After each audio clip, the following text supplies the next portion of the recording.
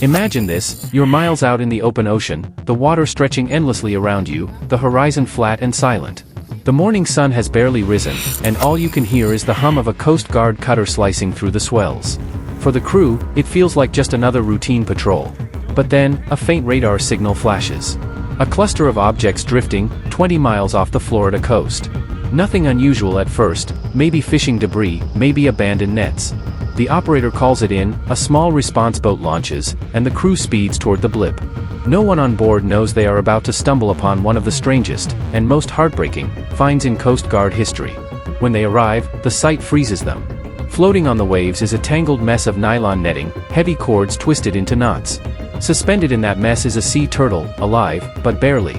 Her shell is rubbed raw, her flippers bound tight by plastic lines that cut into her skin. She thrashes weakly, lifting her head just enough to breathe, then sinking again into exhaustion.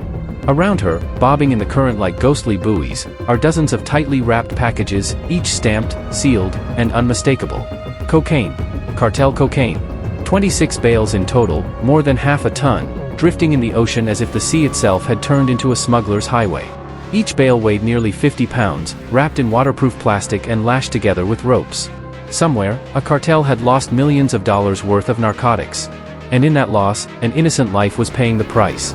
The turtle's eyes blinked slowly as if surrendering to the sea. She had no strength left to fight. For the Coast Guard crew, there was no question. Drugs could wait. Evidence could wait. Saving the turtle came first. One petty officer leaned over the bow, his life jacket brushing the waterline as he reached for the animal. Another knelt beside him, gripping a rescue knife with both hands. The cords were thick, wrapped tight, cutting deeper with every wave. Every slash of the knife had to be exact, cut too shallow and the turtle stayed trapped, cut too deep and the blade might slice her flesh. Salt water sprayed across their faces, the boat rocking with each swell. The smell of fuel and damp nylon filled the air. Time felt like it was slipping away. The turtle jerked once, violently, then went still. For a moment, fear gripped the crew. Had they been too late? But then a soft breath of bubbles rose from her nostrils. She was still alive. Still holding on. Minutes dragged into what felt like hours. One rope cut. Then another. The cords fell away in strips, floating in the water like black snakes. The crew worked in silence, sweat dripping, their hands raw from friction. Finally, after nearly 20 minutes, the last cord snapped free. The turtle didn't hesitate. She surged downward, kicking her massive flippers with a strength no one thought she still had. She dove beneath the surface, disappearing into the blue.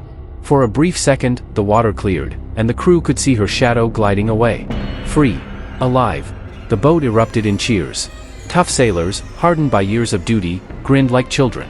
But as the turtle vanished, the reality of the scene remained. Floating around them was still the cargo, more than 600 kilos of cartel cocaine.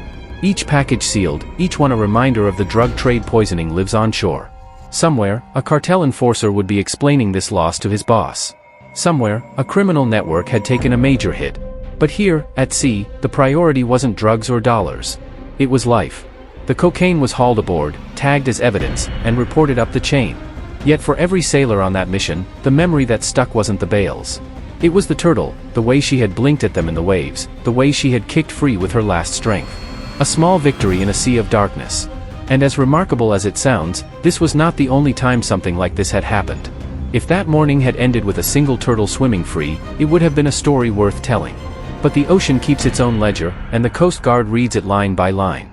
That cocaine bundle wasn't an accident. It was part of a long chain, boats, brokers, runners, stretching from jungle labs to busy American streets. Somewhere, a Mexican cartel wrote off the loss and planned the next run. Out here, the Coast Guard doesn't get to choose what they find first, the drugs, the danger, or the life stuck between them. Ask any veteran and they'll tell you the strangest rescues are the ones that stay. Years ago, another crew found a turtle cinched to floating bundles, different coast, same story. The ropes had carved raw grooves into the shell. The animal barely had the strength to lift its head.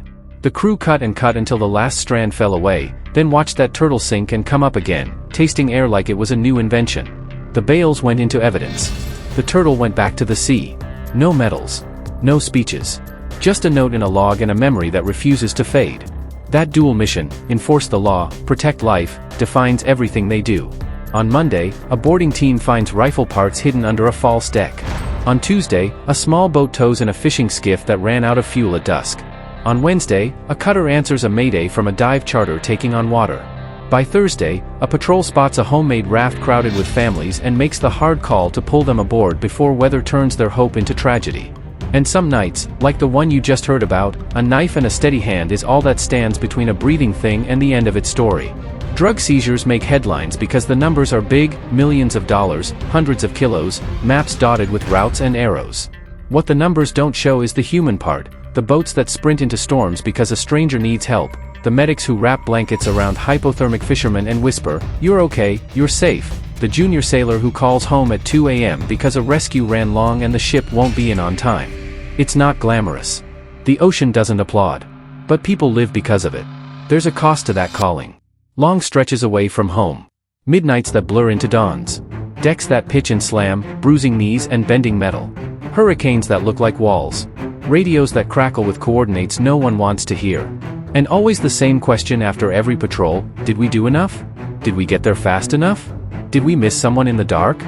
The crew that freed the cocaine turtle logged the drugs, filed the reports, and moved on to the next case. That night, under a moon the color of cold steel, they answered a faint distress call, 2 fishermen whose engine died 10 miles offshore, drifting toward shoals. The same hands that had cut nylon off a sea turtle hauled those men into the boat, wrapped them in towels, and told a nervous joke that got a tired laugh. Different lives, same duty. If you've ever wondered what the Coast Guard is, it's this: people who go looking for trouble so others don't have to face it alone. People who save turtles wrapped in cartel rope and babies wrapped in a wet blanket. People who chase fast boats at 40 knots when the water feels like concrete, and who slow down when a gull circles low, because sometimes floating trash is actually a person waving weakly for help. So when you see a headline about bundles of cocaine seized at sea, remember the rest of the picture. Somewhere beyond that photo is a freed animal vanishing into blue water. Somewhere, a family is hugging a fisherman who almost didn't come home. And somewhere on a quiet pier, a tired crew ties up, stacks the fenders, powers down the radios, and walks ashore with salt dried on their jackets and a simple, stubborn pride: today, we made the ocean a little safer. If stories like this matter to you, if you believe courage can be quiet and rescue can be the loudest message of all, stick with us. Like, subscribe, and tell us what moments at sea you want to explore next. Because tomorrow, another patrol will launch into the wide water, and nobody knows what they'll find. Only that they'll answer.